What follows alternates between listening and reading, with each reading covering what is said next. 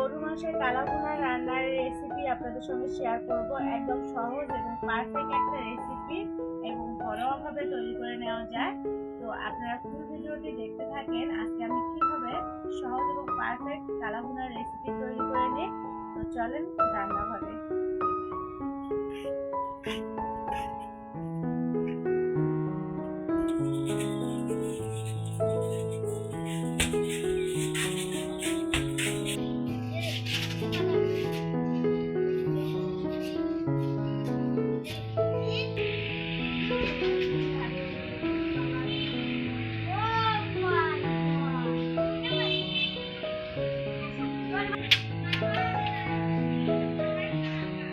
আমি 1.5 কেজি কালা ভুনার জন্য গরু মাংস নিয়ে নিয়েছি।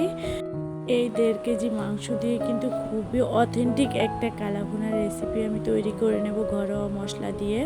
তো দেখেন এখানে আমি কিন্তু তেল, চর্বি, হাড় সব কিছুই নিয়েছি। আপনারা চাইলে কিন্তু হাড় নাও নিতে পারেন। এখন আমি ঘরোয়াভাবে মশলাটা ব্লেন্ডারে বেটে নেব। এখানে আমি দিয়ে দিলাম আদা, এরপর দিয়ে দেব রসুন, এরপরে আমি দিয়ে দেব বিশেষ একটা জিনিস কালো জিরা। কালো জিরাটা কিন্তু অবশ্যই ব্যবহার করবেন যখন ঘরোয়া পদ্ধতিতে সহজভাবে এই কালা ভুনার রেসিপিটা তৈরি করবেন। এখানে আমি 2টা কালো এলাচ, 6 থেকে 7টা সাদা এলাচ দিয়ে দিলাম। এরপরে আমি দিয়ে দেব শাহি জিরা মশলা একটু। এরপরে আমি কিন্তু আর কিছুই দেব না। এখন আমি এটা কিন্তু ব্লেন্ডার করে নেব। এর যে আমার কাছে কিন্তু কালা ভুনা রান্নার সহজ আর কোনো পদ্ধতি আমি মনে করি না। তো এখানে আমি দিয়ে দিলাম পেঁয়াজ কুচি। পেঁয়াজ কুচিটা আপনারা চাইলে একটু কম করে দিতে পারেন। এখানে আমি বাটা মশলাগুলো দিয়ে দিলাম। তো আপনারা তো দেখেছেন আমি এখানে কি কি ব্লেন্ডার করে নিয়েছি বাটা মশলা। এরপরে ডালচিনি আর লংও দিয়ে দিলাম, গোলমরিচ দিয়ে দিলাম। এরপরে আমি দিয়ে দেবো হলুদের গুঁড়া, লবণ আর মরিচটা কিন্তু দিবেন অবশ্যই আপনাদের ঝাঁজ অনুযায়ী।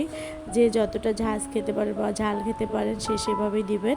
আমি এখানে 2 চামচ মরিচের গুঁড়া দিয়ে দিলাম। এরপরে আমি দিয়ে দিলাম রাঁধুনি কালা মশলার গুঁড়া। তো এরপরে আমি কিন্তু আর কিছুই ব্যবহার করব না। আর দিয়ে দেবো সয়াবিন তেল। আপনারা চাইলে কিন্তু সরষের তেলটা ব্যবহার করতে পারেন।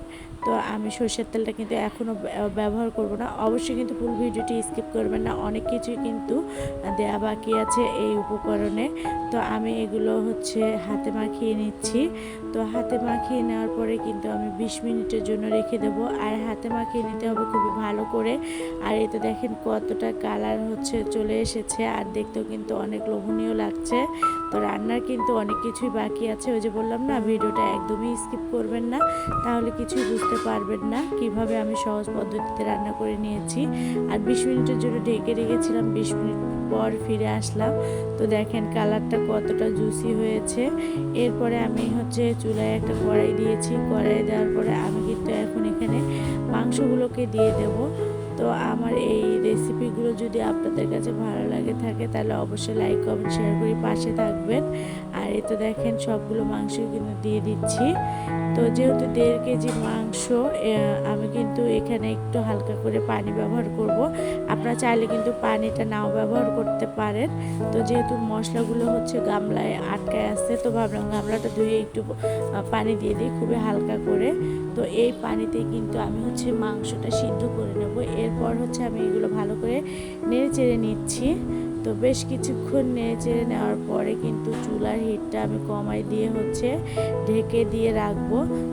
যখন কালা ভুনাটা করতে যাবেন তখন কিন্তু অবশ্যই চুলাটা লো হিটে রাখবেন। আর খুবই লো হিটে রেখে আস্তে আস্তে নেড়ে চেড়ে নিতে হবে। এরপর আমি এই যে ঢেকে দিলাম। আর এই তো দেখেন আমি 15 মিনিট পর আবারও চলে আসলাম। আর এই তো দেখেন অলরেডি কিন্তু পানিটা শুকিয়ে গেছে। তো আমি এখন কিন্তু নেড়ে চেড়ে নেবো। আর ওই যে বললাম না, এর মধ্যে কিন্তু আরও অনেক উপকরণ দেবো, সেগুলো এখনও দেওয়া বাকি আছে। তো এখন আমি কিন্তু খুব ভালো করে নেড়ে চেড়ে নিলাম। আর এই তো দেখেন আস্তে আস্তে কিন্তু ঝোলটা শুকায় আসতেছে আর কালারটাও চেঞ্জ হচ্ছে। এখন আমি দিয়ে দেব আর একটা রাঁধুনি গুঁড়া মশলা। এটা হচ্ছে কালাভুনার বেস্ট গুঁড়া মশলা। এই গুঁড়া মশলাটা দিলে কিন্তু দারুণ একটা ফ্লেভার আসে, সাথে কিন্তু একদম কালাভুনা হয়ে যায় আর অথেন্টিক একটা কালার চলে আসে। তো এটা দেওয়ার পরে আমি কিন্তু আবারও নেড়ে নিচ্ছি। আর আমি এখন এর মধ্যে কিন্তু ভাজা পেঁয়াজ, রসুন, শুকনো মরিচ তো দিয়ে দেবো। তো সেগুলো কিন্তু এখনও আমি ভেজে নেইনি। তো এগুলো একটু নাড়াচাড়া করে দেওয়ার পর হচ্ছে চুলাটা লো হিটে রেখে ঢেকে দেব। আর ঢেকে দেওয়ার পরে হচ্ছে কিন্তু আমি এখানে রসুন, পেঁয়াজ, শুকনো মরিচগুলোও ভেজে নেব। তো আবারও কিন্তু এই দেখেন নেড়েচেড়ে নিচ্ছি। একেবারে ঝোলটা কিন্তু প্রায় শুকিয়ে আসতেছে। চুলা খুবই লো হিটে রাখতে হবে, কোনোভাবেই মানে চুলা জোরে দেওয়া যাবে না। আর এই তো দেখেন এখন আমি দিয়ে দিচ্ছি সরিষার তেল। তো সরিষার তেলটা একটু হিট করে নেব। সরিষার তেলে কিন্তু হিট না হলে ফেনা ওঠে। এখন দিয়ে দেবো পেঁয়াজ কুচি, এরপরে দিয়ে দেবো রসুন কুচি আর কয়েকটা শুকনো মরিচ। শুকনো মরিচটা দিলে কিন্তু খুবই সুন্দর একটা ফ্লেভার আসে, কালারটাও অনেক সুন্দর হয়। দিয়ে এগুলো কিন্তু অনেকক্ষণ ধরে ভেজে নেব। আসলে কারেন্টের রান্না কিন্তু একটু হতে সময় লাগে, তো যেহেতু আমি কারেন্টে ভেজে নিচ্ছি। এই তো দেখেন এগুলো কিন্তু ভাজা হয়ে গেছে। আর একদম বেশি ভেজে নেব না, বেশি ভেজে নিলে তিতা লাগতে পারে। এরপরে আমি কিন্তু এগুলো দিয়ে দিলাম আর কি মাংসের ভিতরে। তো আপনারা চাইলে কিন্তু হচ্ছে পেঁয়াজ রসুনে কিন্তু বাগার দিতে পারেন। তো আমি এটার মধ্যে কিন্তু হচ্ছে ঢেলে দিয়ে বাগার দিলাম। আর এতে দেখেন বেশ কিছুক্ষণ নেড়ে নিচ্ছি। যতই নাড়াচাড়া করে নেবেন একদম চুলা লো হিটে রেখে, ততই কিন্তু কালারটা অনেক সুন্দর হবে এবং দেখতেও অনেকটা লোভনীয় হবে। তো দেখতে পারতেছেন খুব সহজভাবে কিন্তু আমি এই কালাভুনার রেসিপিটা করে নিলাম। আপনারা চাইলে কিন্তু বাড়িতে খুব সহজে এই রেসিপিটা বানিয়ে নিতে পারেন। তো আমি এখন এই যে আবারও কিন্তু একটু কাঁচা পেঁয়াজ উপর দিয়ে দিলাম। কাঁচা পেঁয়াজটা না দিলে কিন্তু কালা ভুনা বোঝাই যাবে না। আর এই তো দেখেন দিয়ে আবারও কিন্তু নেড়ে চেড়ে নিচ্ছি। অবশ্যই কিন্তু কালা ভুনাটা হওয়ার আগে আগে একটু কাঁচা পেঁয়াজ দিয়ে নেড়ে চেড়ে নেবেন, দেখবেন কতটা লোভনীয় হয় এবং কালারটাও কত সুন্দর হয়। তো এদিকে কিন্তু আমার কালা ভুনা রান্নাটা হয়ে গেছে। তো দেখেন কতটা লোভনীয় হয়েছে। এভাবে সহজ পদ্ধতিতে রান্না করলে কিন্তু তেমন কোনো ঝামেলাই হবে না। তো কেমন হয়েছে আমার কালা ভুনার এই রেসিপিটি? ভালো লাগলে অবশ্যই লাইক কমেন্ট শেয়ার করে পাশে থাকবেন। আজকে পর্যন্ত, আল্লাহ হাফেজ।